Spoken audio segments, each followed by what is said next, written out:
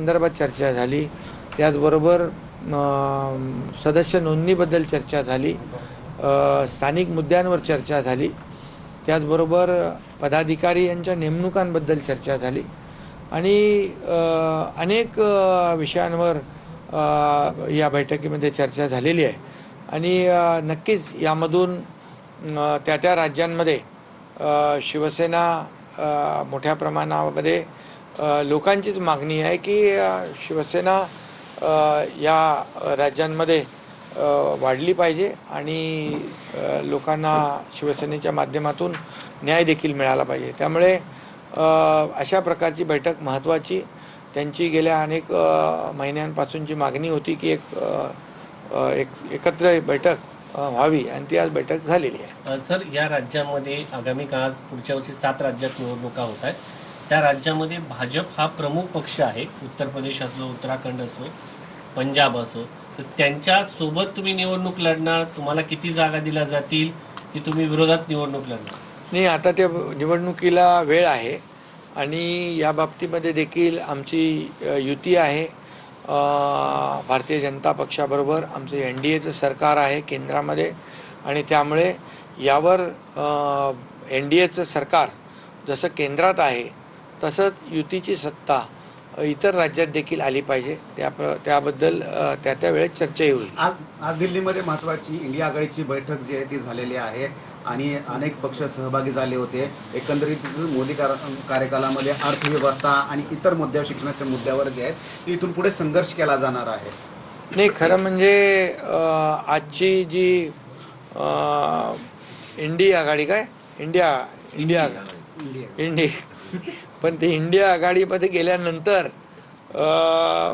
बघा जे प्रादेशिक पक्ष त्यामध्ये आप, TMC, RJD, DMK, UBT आणि NCP, शरद पवार हे निवडणुकीमधून गायब झाले, निवडणुकीमध्ये हरले, पराभव पत्करावा लागला आणि त्यामुळे मला वाटतं काँग्रेसचं जे काही भूमिका दिसते आहे की या प्रादेशिक पक्षांना कुठेतरी सोबत घेऊन यामधून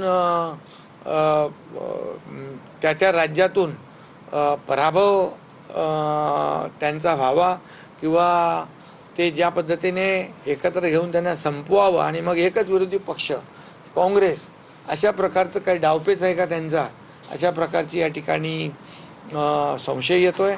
आणि या इंडी आघाडीमध्ये देखील आपण पाहिलं की आम आदमी पार्टी नव्हती, DMK नव्हती, त्याचबरोबर TVK नव्हती आणि काही लोक तर ह्या लोकांनी बहिष्कार घातला होता आणि काही लोक तर फेसबुकवर आले, फेसबुक लाईव्ह केला आणि स्वतःचं बोलले आणि दुसऱ्यांचा फेस न बघता निघून गेले.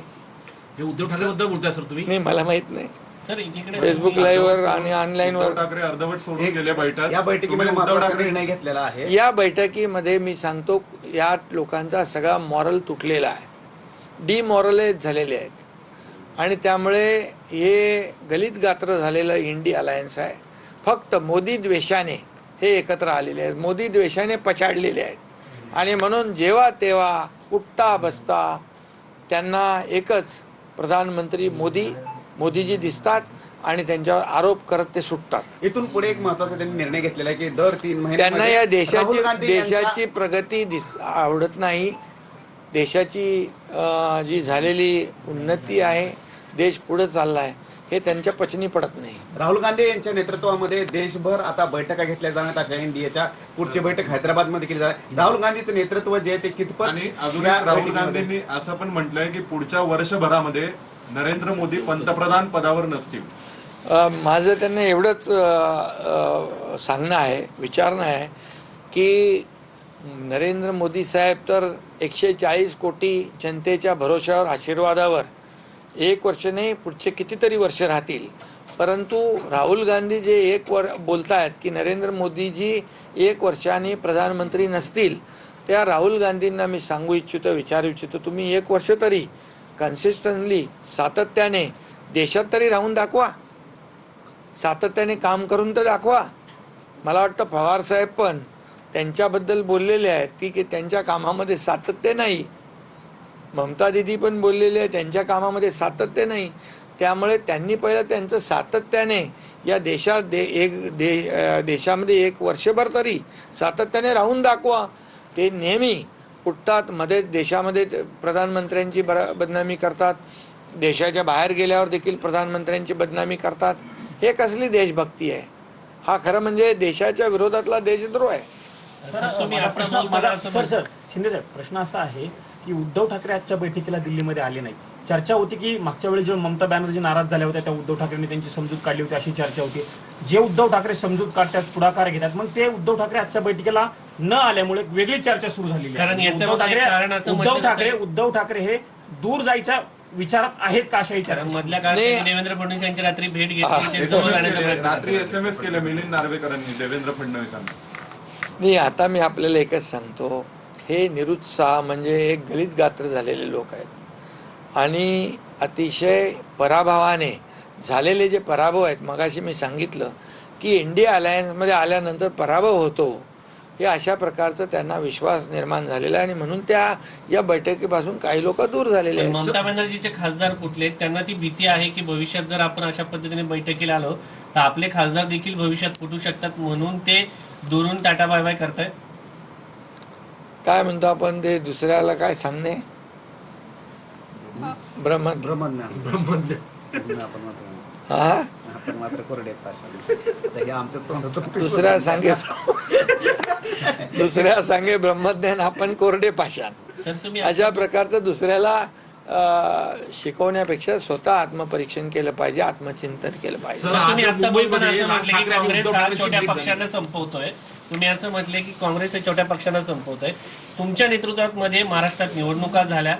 तुमचे आत्ताच विधान परिषदेला तुम्ही 5 जागांची मागणी केली. संभाजीनगरची जागा तुमची होती. अशी तुमच्या पक्षामध्ये इंडिया आघाडीमध्ये जशा पद्धतीने म्हटलं जाते तसं ते एनडीए मध्ये पण म्हटलं जातं की भाजप छोट्या प्रादेशिक पक्षांना संपवतोय. बघा, आमची जी युती आहे, महायुती आहे, आमचं गठबंधन विचारधारेवर झालेलं आहे. बाळासाहेबांचे विचार घेऊन आम्ही पुढे चाललो आहे. भारतीय जनता पक्ष आणि शिवसेना एक वैचारिक भूमिका घेऊन आम्ही पुढे चाललो आहे. त्यामुळे बाकी इंडिया अलायन्समध्ये जे स्वार्थासाठी एकत्र आलेले आहेत तसे आम्ही स्वार्थासाठी एकत्र आलेलो नाही. मला काय मिळालं, त्याला काय मिळालं, हे पाहण्याचं काम इंडिया अलायन्स करतात आणि म्हणूनच आता एक एक पक्ष त्यांच्यातला बाहेर पडत चाललेला आहे.